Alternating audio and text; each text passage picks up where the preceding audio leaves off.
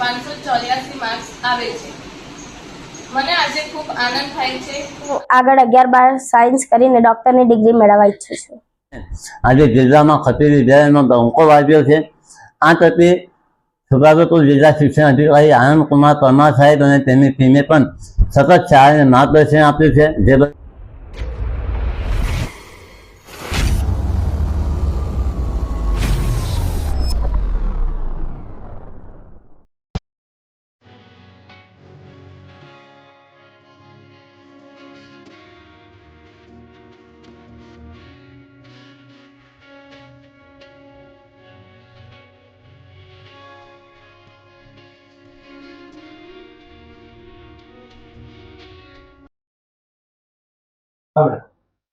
મારું નામ ખત્રી ખદીજા મોહમ્મદ તૈયબ છે। હું ખત્રી વિદ્યાલય શાળામાં અભ્યાસ કરું છું। આજ રોજ એસએસસી ધોરણ 10 નું રિઝલ્ટ આવ્યું, જેમાં હું શાળામાં તથા સમગ્ર છોટાઉદેપુર જિલ્લામાં પ્રથમ ક્રમાંક મેળવેલ છે।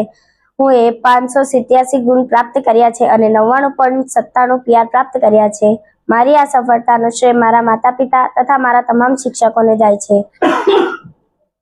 મારી આ સફળતા પાછળ મારા શિક્ષકો અને મારા માતા પિતાનો ખૂબ ખૂબ આભાર માનું છું કે જેમને મને ખૂબ પ્રોત્સાહિત કરી અને હું આજે આ સફળતા પ્રાપ્ત કરી છું। આગળ શું બનવા માંગો છો?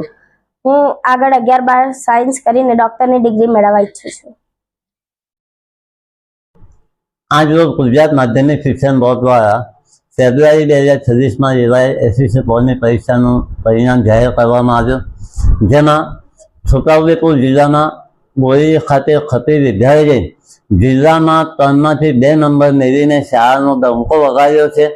જેમાં જિલ્લામાં પ્રથમ નંબર ખદીજા મોહમ્મદ તૈયબ ખતી, જેઓએ 99.97 PR મેળવ્યા છે, જ્યારે જિલ્લામાં ત્રીજો નંબર ખદીજા મોહમ્મદ હુસૈન ખતી, જેને 99.92% મેળવ્યા છે।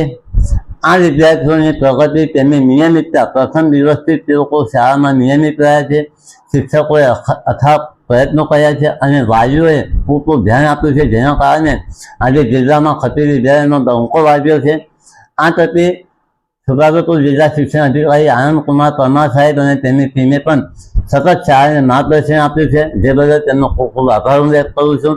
અને આ દીકરીઓએ જે મહિલા સશક્તિકરણનું ઉદાહરણ પૂરું પાડ્યું છે, જે બદલ તેના વાલીઓને પણ અભિનંદન આપું છું અને તેઓનું ભવિષ્ય ઉજ્જવળ બને તેવી શાળાના ટ્રસ્ટી મેમ્બર અને શાળા પરિવાર તેઓને શુભેચ્છા પાઠવે છે। ઉમર ફારૂક કપરા, આચાર્ય ખતી વિદ્યાલય। હું ખત્રી રેખાબાનુ જમીલભાઈ સિરોલાવાલા હાઈસ્કૂલ બોડેલીમાં અભ્યાસ કરું છું। ધોરણ 10નું આજે રિઝલ્ટ જાહેર થયું છે, જેમાં મારા 97.33% અને 584 માર્ક્સ આવે છે। મને આજે ખૂબ આનંદ થાય છે આ મારું રિઝલ્ટ જાણીને, અને આ પરિણામમાં સૌથી મોટો ફાળો મારા માતા પિતા અને મારા સપોર્ટિવ ટીચર્સનો છે। એમાં મારી દીદીએ પણ મને ખૂબ મોટિવેટ કરી છે। મારો જિલ્લામાં 3rd રેન્ક આવ્યો છે। નમસ્કાર।